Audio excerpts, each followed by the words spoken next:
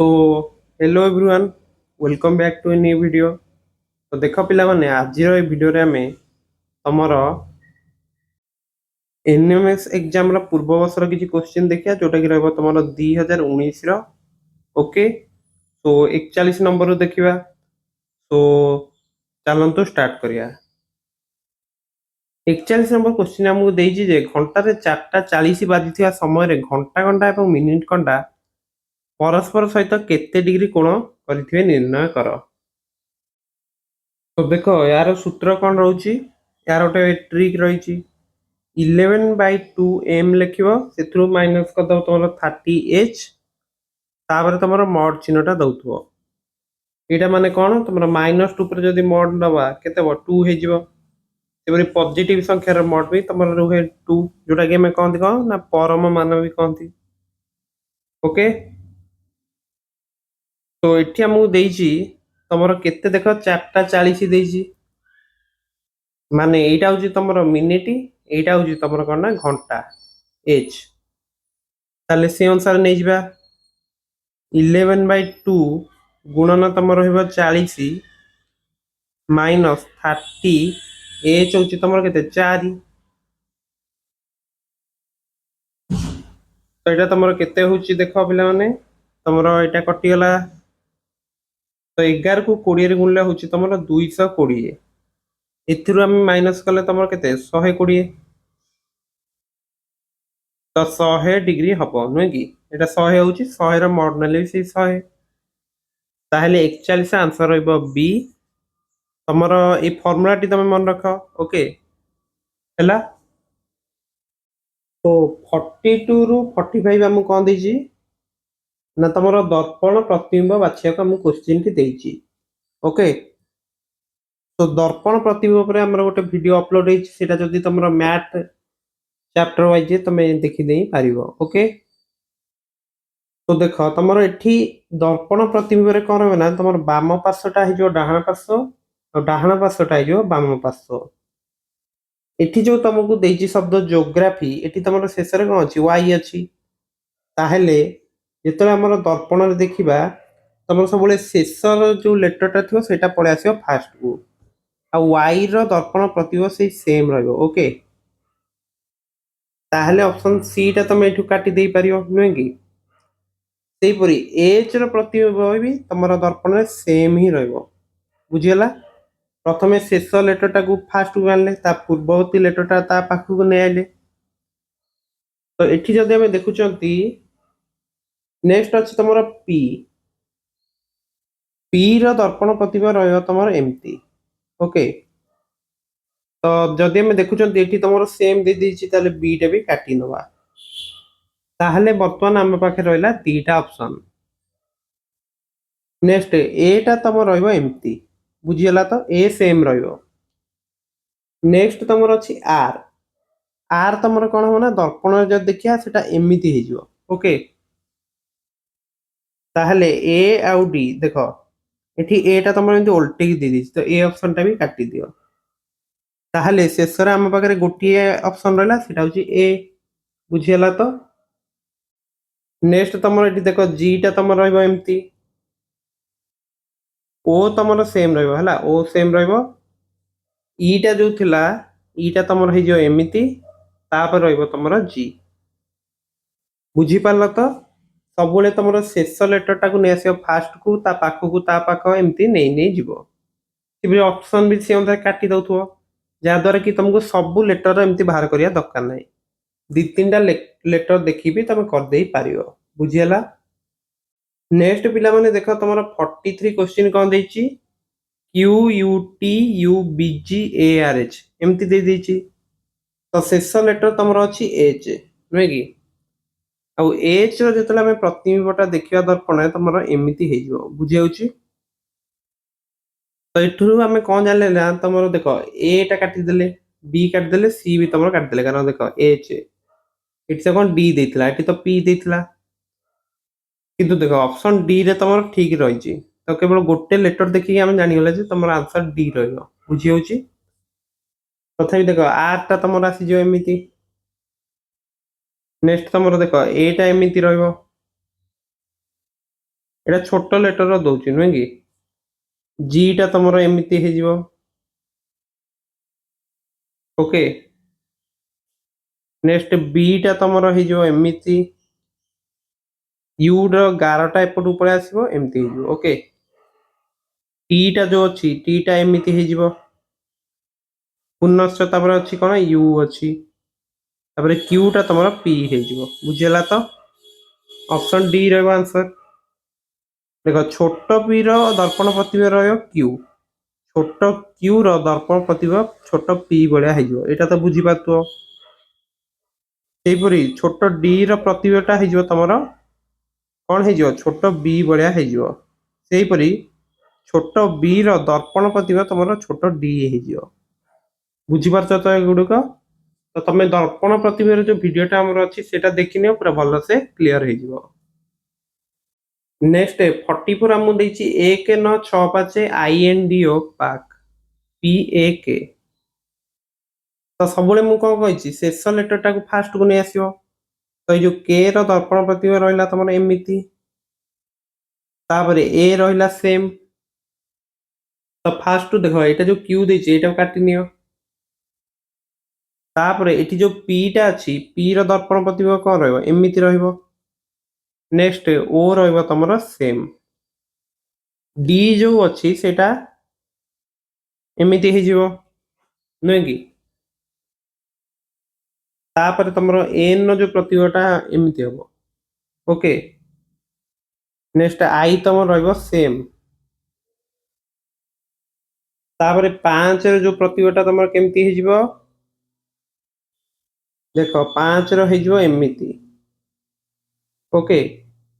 6 तुम हो एमती तो देख ये तुम जो देची ये 6टा ठीक अच्छी किंतु एठी 6टा तुम भूल अच्छी ऑप्शन सी काटी नवा एठी भी तुम 6 प्रतिबिंबटा भूल देची तो ए भी काटी नवा ताले देखिक ही जना पड़गला जे तुम ऑप्शन डी टा होची करेक्ट बुझीगला तो नेक्स्ट तुम 6 जाए लिखि देथिले नु कि तापर 9टा केमती जो 9टा तुम ओडिया अक्षर एक भाया हो अब एकटा तुम हो एमती ओके तो ऑप्शन डी ही करेक्ट रोची तो कौन सब मन रखियो बुझी पारला तो स्मॉल लेटर गुड़िक देखि नब कैपिटल लेटर भी एवं संख्या गुड़िक भी देखि नब ओके एतिकी देखि नब जहाद्वारा कि तुम यही सब क्वेश्चन कर किसी असुविधा हम ना से भिडटा देखि तुम नोट डाउन कर दियो तुम कौन सब प्रतिबिंब किपरि रोचे ओके नेक्स्ट पिला माने देख तुम 45 नंबर कौन देछि चित्र को लक्ष्य कर तो दर्पण रे हमर कौन होता ना पार्श्व परिवर्तन होता है ताहले एट जो ए चित्रटा देख तुम दर्पण प्रतिबिंब केमती रहइबो ना एमती रहइबो ओके एमती रहउची गारटा तो मझे से सेम रहइबो बुझी होउची तापरे ए जो गारटा भी सेम रहइबो तापर देख चित्र रे तुमर तीर चिन्ह एमती अछि ना तुमर जेता दर्पण प्रतिबिंब रे कम ना एपटू पळे आसीबो तापरे ए जो तळे जो तीरटा एपट साइड को थिला एटा ठीक आसी जिवो बुझीगला ताले आकु देखिकी हमें ऑप्शन सी टा में काटी देले तो ए बी डी तीनटा ऑप्शन अछि नेक्स्ट देख तुमर ए जो थिला एमती ए जो एटा पळे आसी एपटू नुहे कि तो ऑप्शन ए टा तुम काटी नियो एठी तुमर 11 दी देछि ऑप्शन बी भी काटी नवा सही बोली तो तीनटा ऑप्शन कटि गला ताले आंसर रहइबो डी तो देख तुम जो त्रिभुजटा भी पळे आसिनी के पटू त्रिभुजटा तुम ये पळे आसी ओके तो ऑप्शन डी होची करेक्ट बुझी पारलो तो नेक्स्ट देख 46 तुम कौन देछि सोनू जने लोकंक फोटो देखाई गुड्डी को कहला जे एही व्यक्तिଙ୍କର माँ तुम बापांकर एकमात्र झियो गुड्डी फोटो रे थिबा लोकंकर कौन हबो तो से गुड्डी को कौन कहला ना एही व्यक्तिଙ୍କର माँ जने सोनू देखौची काहा को ना गुड्डी को देखौची ओके ସୁନି सोनू गुड्डी को गोटे फटो देखि कौन कहला ना यही व्यक्तिकर माँ व्यक्तिकर माँ कौन हेबे ना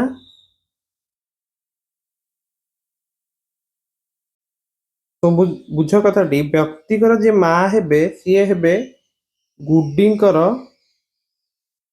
बापाଙ୍କ कौन देछि एकमात्र झियो ताले गुड्डी को बापाଙ୍କର एकमात्र झियो किए हेबे से गुड्डी निजे हेबे ना बुझी होउछि तो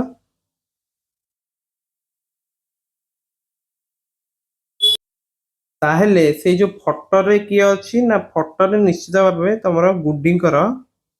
संतान रहउचंदी न कि गुड्डीको संतान पुओ किंबा झियो होइतबे ताहेले फटोरे थिबा लोककर गुड्डी कौन हेबे ना माँ हेबे बुझियला तो ऑप्शन बी होउछि तमरो करेक्ट बुझी परलो नेक्स्ट देखो 47 कौन देछि जणे स्त्री लोक जणे व्यक्तिଙ୍କର ପରିଚୟ ଏହିପରି ଦେଲେ କଣ କହିଲେ ନା ଏହାଙ୍କର ଭାଇଙ୍କର ବାପା ମୋ ମାଙ୍କର एकमात्र ପୁଅ ତ ମାଙ୍କର ପୁଅ ନୁହେଁ କି ତାହେଲେ ସେଇ ସ୍ତ୍ରୀ ଲୋକ ତ ଦେଖ ସେ ସ୍ତ୍ରୀ ଲୋକ ଜଣେ ବ୍ୟକ୍ତିଙ୍କର ପରିଚୟ ଦଉଛନ୍ତି ନୁହେଁ କି ବ୍ୟକ୍ତିଙ୍କର କଣ କହିଲେ ନା ଭାଇଙ୍କର ବାପା ଏହାଙ୍କର ଭାଇ ମାନେ ଏଇ ଯୋଉ ବ୍ୟକ୍ତିଙ୍କ ଭାଇର ବାପା ହଉଛନ୍ତି ସ୍ତ୍ରୀ ଲୋକଙ୍କର ମାଙ୍କ ପୁଅ ବୁଝି ହଉଛି ତ ସ୍ତ୍ରୀ ଲୋକଙ୍କ ମାଙ୍କର ଯିଏ ପୁଅ ହେବେ ଏଇ ଯୋଉ ପୁଅ ଜଣକ ତମର କଣ ରହିବେ ସ୍ତ୍ରୀ ଲୋକଙ୍କ ରହିବେ ଭାଇ ନୁହେଁ କି एकमात्र पुओ पुणी ताहेले सी कौन हेबे ना ये जो व्यक्तिकर भाईଙ୍କ बापा मु देछि ताहेले ये जो व्यक्ति ये कौन रहिबे ना तमरो भाईଙ୍କ पुओ रहिबे बुझिला तो ହେଲା ଏଇ ଯୋଉ ବ୍ୟକ୍ତିଙ୍କ କଥା ସେ କହୁଛନ୍ତି ସିଏ ହଉଛନ୍ତି ସ୍ତ୍ରୀ ଲୋକଙ୍କ ଭାଇଙ୍କ ପୁଅ ବୁଝିଲା ସ୍ତ୍ରୀ ଲୋକଙ୍କ ଯିଏ ଭାଇଙ୍କ ପୁଅ ସିଏ ତାଙ୍କର କଣ ହେବେ ପୁତୁରା ହେବେ ତାହେଲେ ଅପସନ ସି ରହିବ ବୁଝିଲା ତ ତ ଏଇଭଳି କ୍ୱେଶ୍ଚିନ୍ ତମେ ଟିକେ କନଫ୍ୟୁଜ ହବନି ଟିକେ ଦେଖି ଚାହିଁ କରୁଥିବ କାରଣ ଟିକେ କନଫ୍ୟୁଜନ ରହୁଛି ନୁହେଁ କି ତ ଏଇଭଳି ତମେ ଡାଇଗ୍ରାମ ଡ୍ର କରିଦେଇ ପାରିବ ନେକ୍ସଟ ଦେଖ ପିଲାମାନେ 48 କଣ ଦେଇଛି ଲୁହା ତମ୍ବା ଠାରୁ ଅଧିକ ଓଜନିଆ ତ କଣ ଦେଲା ନା ଲୁହା କାଠାରୁ ତମ୍ବା ଠାରୁ ଅଧିକ ଓଜନିଆ ତମ୍ବା ହଉଛି ତମର ରୂପା ଠାରୁ ଅଧିକ ଓଜନିଆ ରୂପା ହଉଛି ତମର ସୁନା ଠାରୁ ହାଲୁକା ହେଲା ମାତ୍ର ଆଲୁମିନିୟମ ଠାରୁ ଅଧିକ ଓଜନିଆ ତ ରୂପା ଆମକୁ ଦେଇଦେଲା ବି ଯେ ଆଲୁମିନିୟମ ଠାରୁ ଅଧିକ ଓଜନିଆ ହବ